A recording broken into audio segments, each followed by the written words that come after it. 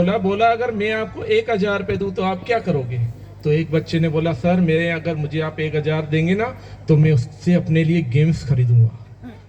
दूसरे को बोला तुम्हें अगर 1,000 रुपये दे तो क्या करोगे? बोला मैं अपने लिए क्रिकेट का सेट खरीदूंगा। तीसरे से बोला अगर तुम्हें अगर 1,000 रुपये दें तो क्या करोगे? बोला मैं अपने लिए बढ़िया सुंदर सुंदर कपड़े लेके आऊंगा। ऐसा मत करो। तो इतने में चौथा बच्चा बैठा था, उससे पूछा, बोला तुम्हें अगर 1,000 रुपये दे तो क्या करोगे? बोला सर मैं अपनी माँ के लिए चश्मा खरीदूंगा। बोला चश्मा तो तुम्हारे पिताजी भी दिला सकते हैं। बोला सर मेरे पिता इस दुनिया में अभी नहीं है और मेरी माँ जो है ना घर पे सिलाई करती है, लोगों के कपड़े सिलती है, उसी से ही घर का खर्चा चलता है। पर आजकल मेरी माँ को क्या ज़्यादा दिखाई नहीं देता, रोशनी थोड़ी कम हो गई है, तो अगर आप मुझे 1,000 रुपये देंगे तो मैं अपनी माँ के लिए चश्मा बनाऊंगा।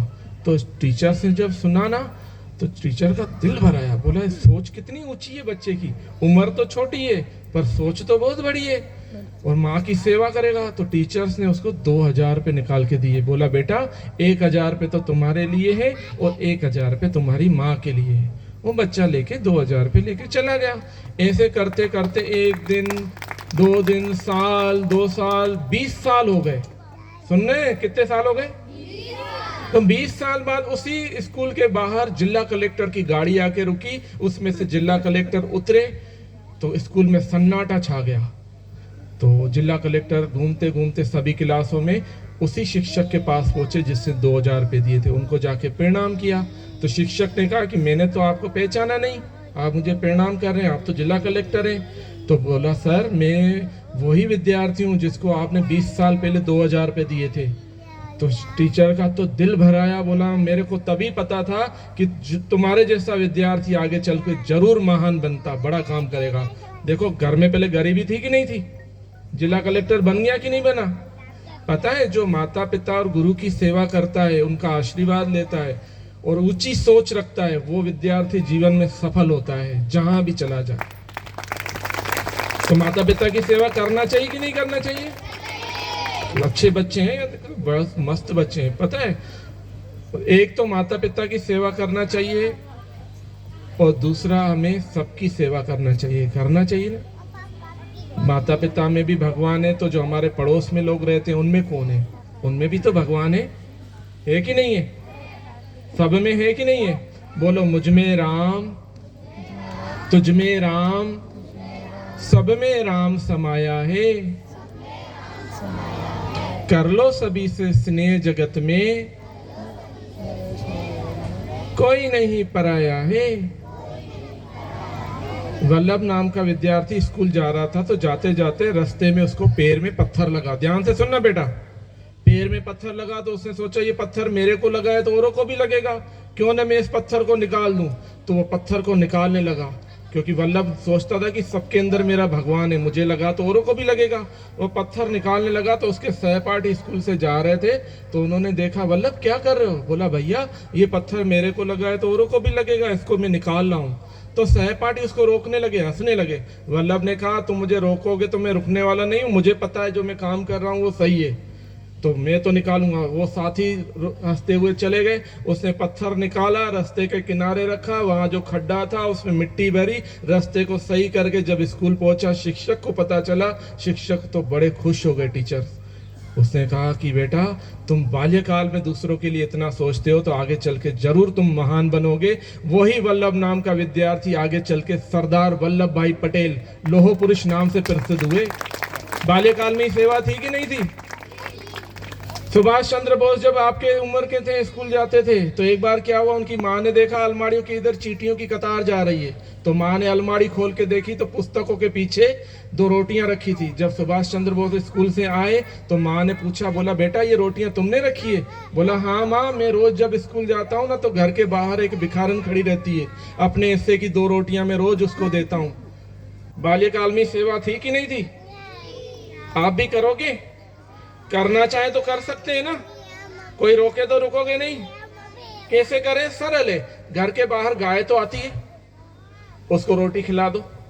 चींटियां कभी चल रही हैं रास्ते पे, देखते हैं ना चींटियां चलती हैं, तो उनके लिए घर में आटा और शक्कर की चूरी बना के उनके लिए रख दी। सवेरे रसोई घर में गए, मुट्ठी में जितना अनाज आया छत पे रख दिया, पक्षियों के लिए पानी का प्याला भर के रख दिया, तो सेवा हो गई कि नहीं हो गई? तो किसकी सेवा हुई? पक्षियों की सेवा हो गई, गाय की सेवा हुई, चींटियों की सेवा हुई। तो उनके अंदर कौन बैठा हुआ है? तो किसकी सेवा हो गई? भगवान की। आपके बच्चे तो बड़े होशियार हैं सच में। तो भगवान की सेवा रोज करोगे, फिर डॉक्टर बन जाओगे तो डॉक्टर बन के लोगों को लूटोगे, सेवा करोगे? अभी तो ऐसे ऐसे डॉक्टर हो गए कि ऑपरेशन की जरूरत नहीं है, करो। अरे ऐसे भी डॉक्टर है, मर गया उसको वेलेंट क्या बोलते हैं लगा के, और उसको 3 दिन जिंदा दिखा देते हैं, लोगों से पैसा लूटते हैं। उस डॉक्टर को आप क्या बोलोगे? मुझे बताओ जरा। कसाई बोलेंगे और क्या बोलेंगे? तो 18-20 साल पढ़ाई करके कसाई बना है और कहा स्वर्ग में जाएगा? नरक में जाएगा। जाएगा कि नहीं जाएगा? इसीलिए बापूजी बताते हैं कि ऐहिक विद्या के साथ साथ योग विद्या, ब्रह्म विद्या हमारे को मिलना बहुत जरूरी है। पहले के जमाने में गुरुकुलों में बच्चों को योग विद्या के साथ साथ ऐहिक विद्या के साथ साथ योग विद्या और ब्रह्म विद्या मिलती थी, तो बच्चे बड़े तेजस्वी बनते थे। हमारा भारत देश वो जमाना था जब लोग पेड़ों पे रहते थे, उनको कपड़े पहनने का तरीका पता नहीं था। उस जमाने में हमारे भारत के देश में ऋषि मुनि हो गए। अगर लोगों को शांति चाहिए, अगर जीने का सही तरीका चाहिए, तो वो भारत देश से ही मिलेगा। भगवान भी जहां बार बार अवतार लेते हैं वो भारत देश है। विदेश के लोग बोलते हैं कि अगर वीर शिवाजी हमारे देश में हुए होते ना, तो हम पूरी दुनिया पे राज करते। हम कितने भाग्यशाली हैं। हमारे देश में वीर शिवाजी, कभी महाराणा प्रताप, कभी चंद्रशेखर आजाद, कभी भगत सिंह, स्वामी विवेकानंद, कभी मीराबाई ने मेवाड़ को अपने भक्ति से रंग दिया। हमारा कैसा देश पावन है। 40-40 त्योहार हैं, 40 त्योहारी खुशियां मनाने वाले हैं। देखो आप, होली, दिवाली, रक्षाबंधन, शिवरात्रि, गणेश उत्सव आता है, मनाते हैं। अभी अब 14 फरवरी को माता पिता पूजन, 25 दिसंबर को तुलसी पूजन। पता है तुलसी का सेवन करने से 800 प्रकार की बीमारियां दूर हो जाती हैं। कितने प्रकार की? लोगों को पता ही नहीं है। तो हमारी संस्कृति इतनी महान है, जीने का तरीका बता देती है, स्वस्थ कैसे रहे, सामान्य जीवन कैसे जिए, हमारी संस्कृति बताती है। राम राम। अच्छा लग रहा है?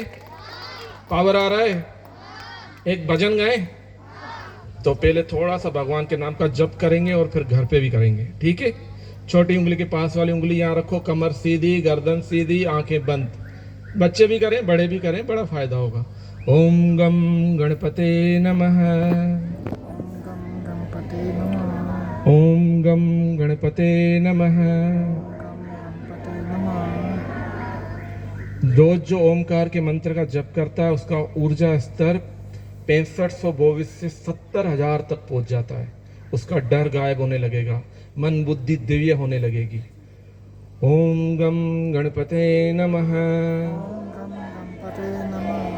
अब कंठ में ओम श्री सरस्वती नमः।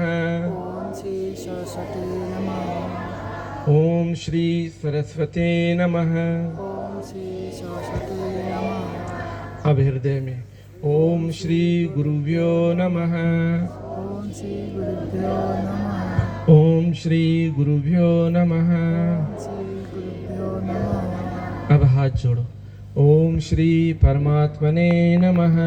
ओम श्री परमात्मने नमः। ओम श्री परमात्मने नमः। ओम श्री परमात्मने नमः। अब क्या करो, पहली उंगली अंगूठे से मिलाओ, दोनों हाथों की 3 उंगलियां सीधी घुटनों पे रख दो, कमर सीधी, गर्दन सीधी, आंखें बंद, ध्यान आज्ञा चक्र में जहाँ तिलक लगाते हैं वहां पे, और धीरे धीरे होंठों में बोलते जाओ।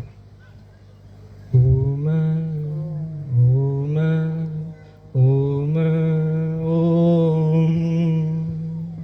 ओम ओम ओम ओम।